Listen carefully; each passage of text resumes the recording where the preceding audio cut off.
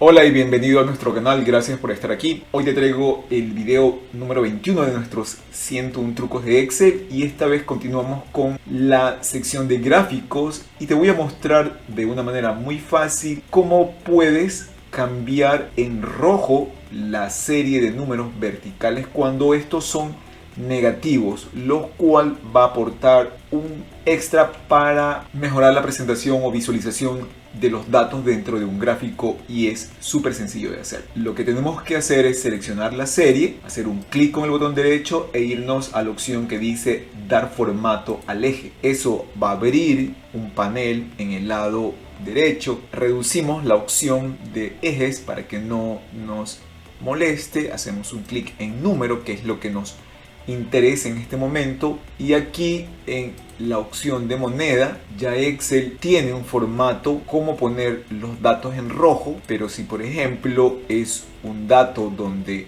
abrimos la opción de número, nos podemos ir a la opción de personalizado y aquí en el botón de agregar, justo antes del signo negativo o después del punto y coma, escribimos corchete rojo, iría el color que queremos y le ponemos agregar. Como podemos ver, ya automáticamente los números negativos aparecen en rojo. Quiere decir que tú le puedes agregar entre corchetes el color en el que tú quieres que se vean los números de una manera muy fácil y rápida. Eso era lo que te quería contar en este video. Espero que te parezca útil e interesante y continúes nuestra serie de videos de 101 trucos de Excel. Nos vemos en el siguiente video. Chao, chao.